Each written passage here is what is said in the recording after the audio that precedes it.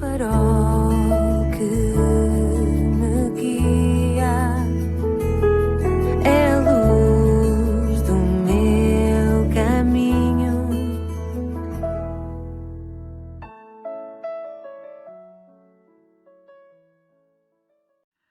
Sou o Carlos Oliveira, bem-vindo à 52ª edição do programa Pedindo Luz. O tema que hoje proponho é a saída do beco. A humanidade tem estado numa enorme crise, num verdadeiro beco sem saída, e não é de agora. Tem estado a lutar pela sua própria sobrevivência, fisicamente, economicamente, politicamente, moralmente e espiritualmente.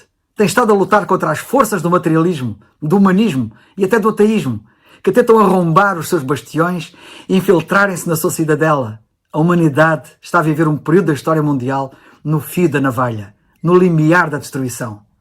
Um cientista alemão chegou mesmo a dizer que agora é possível despovoar toda a Terra.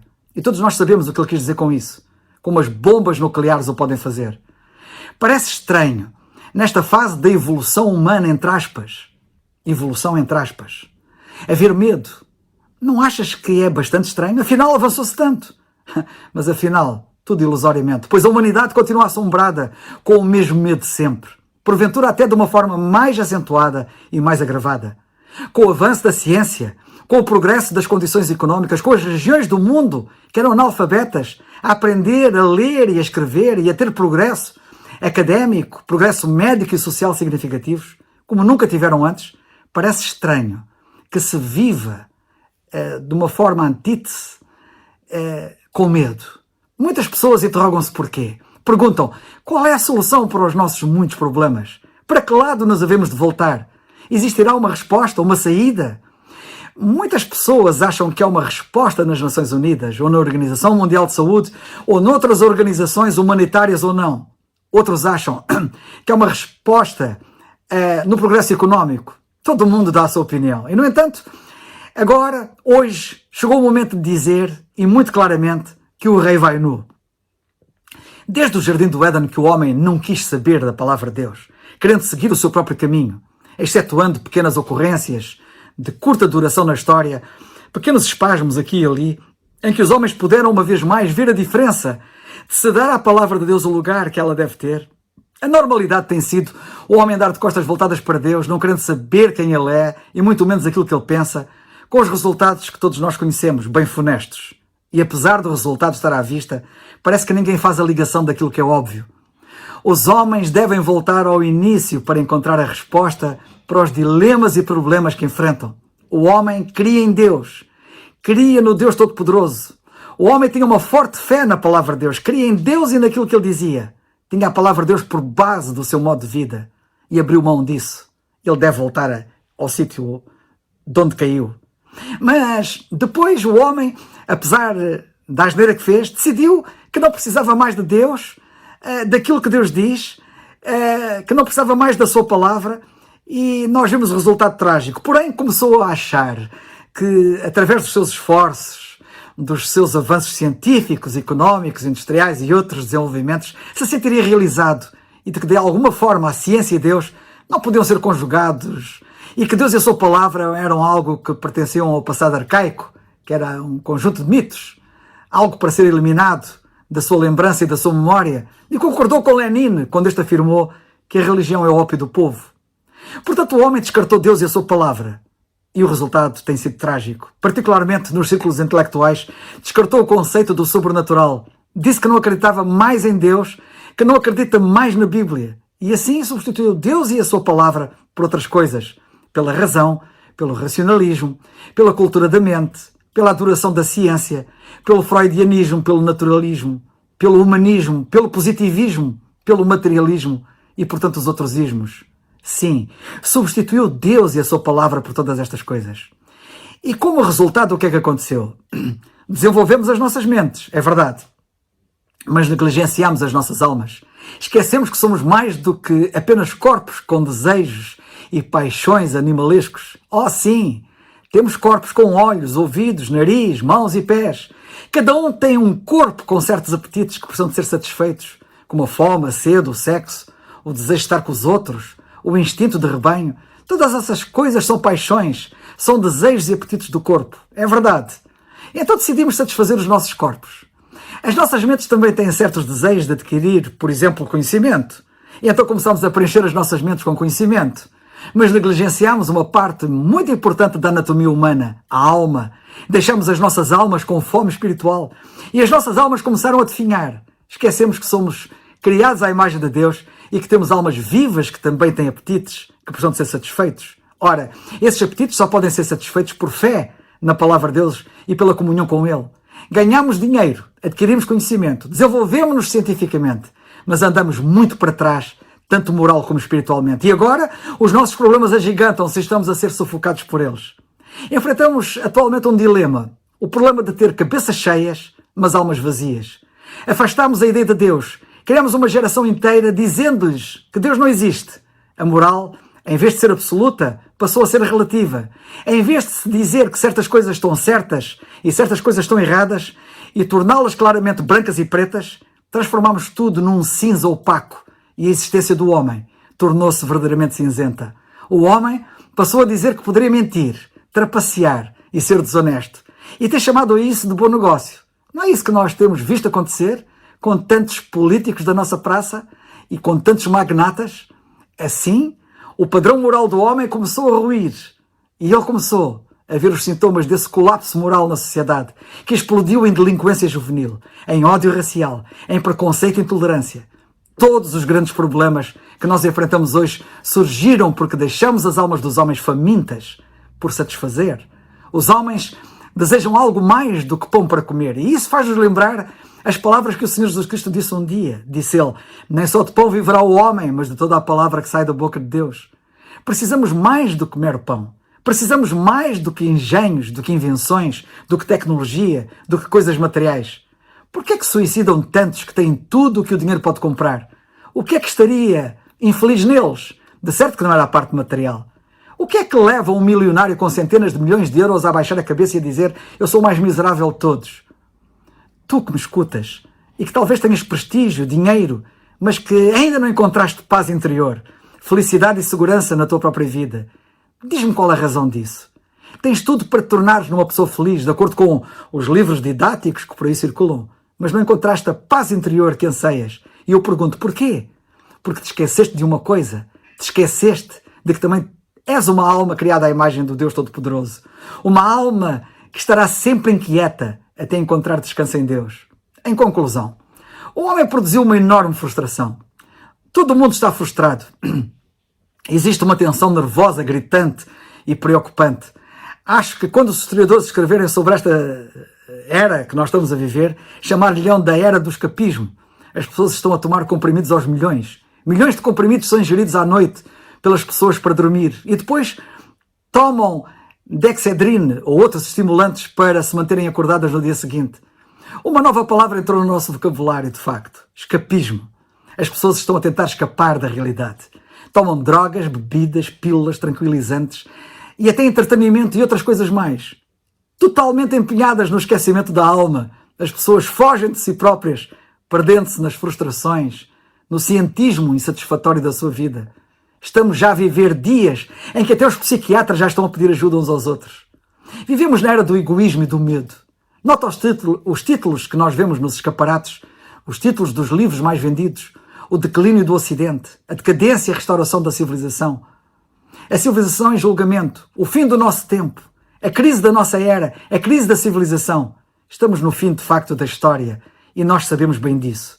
O dia do juízo está próximo. O homem aceitou alternativas a Deus e à sua palavra e agora, como consequência disso, sente-se estrangulado, sufocado pela ruína e frustração e ameaçado por um juízo implacável que cairá sobre ele. O Senhor Jesus Cristo e as suas palavras são tão relevantes hoje como então, e ainda vais a tempo de ouvi-las e de aceitá-las. Ele disse muito claramente que aproveita o homem ganhar o mundo inteiro se perder a sua alma. Em Mateus 16:26 lemos isso na Bíblia. És uma alma, bem como um corpo e uma mente. Nunca encontrarás alegria interior, paz, realização e sensação de segurança até que a tua alma encontre descanso em Deus. E só em Deus, só em Jesus Cristo e no que Ele diz e fez por ti na cruz do Calvário, podes encontrar paz, verdadeira paz. Ele foi muito claro quando disse: vinde a mim, todos os que estáis cansados e oprimidos, e eu vos aliviarei. e encontrareis descanso para as vossas almas. Mateus 11, 28 e 29, é aí que nós lemos na Bíblia. Jesus é tudo quanto tu e todos realmente precisam. Só Ele fará a diferença na tua vida. Supõe que nós pudéssemos dar ao mundo inteiro uma injeção, uma espécie de injeção de amor em vez de ódio. Supõe que conseguiríamos encontrar um soro, uma espécie de soro, que pudéssemos dar à humanidade, que transformasse as pessoas durante a noite. Conheces algum soro que faça isso? Certamente que não será o soro da educação, porque foram os educados das nações civilizadas que lutaram uns contra os outros na Segunda Guerra Mundial, na última guerra. Não foram as nações primitivas. Portanto, não é a educação que resolve, nem nada que se pareça. Só uma resposta.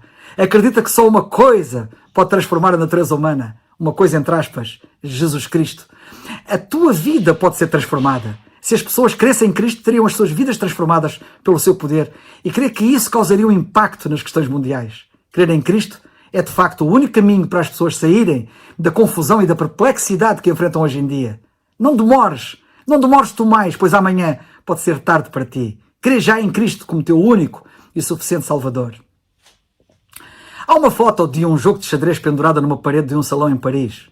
De um lado da pintura está retratado Satanás e do outro lado está um jovem com cerca de 16 anos de idade. Eles estão a jogar xadrez, apostando a alma daquele jovem.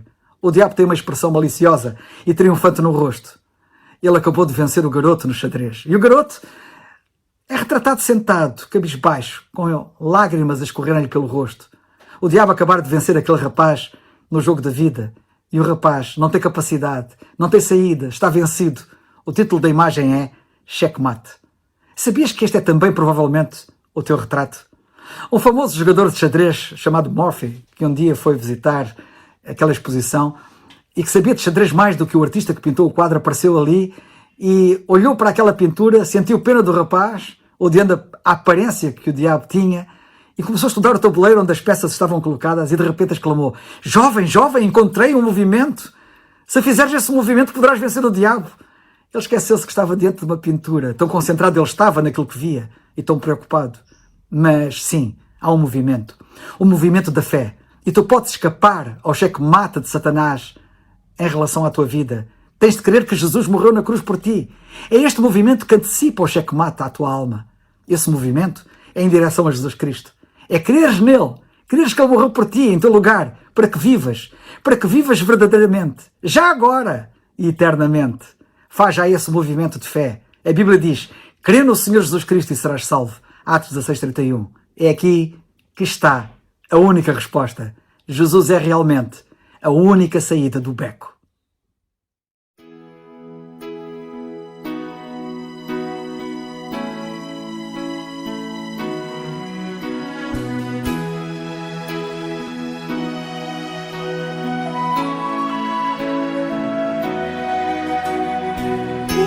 Saída dá onde tu pensas que não há. Ele tem maneiras de o fazer que não podemos entender. Ele me guiará, ao meu lado estará. Amor e força a cada dia Ele me dará. Quando já não há, Deus a saída dá onde tu pensas que não há. Ele tem maneiras de o fazer que não podemos entender. Ele me guiará, ao meu lado estará. Amor e força a cada dia Ele me dará. Quando já não há, neste duro caminhar com Ele estará.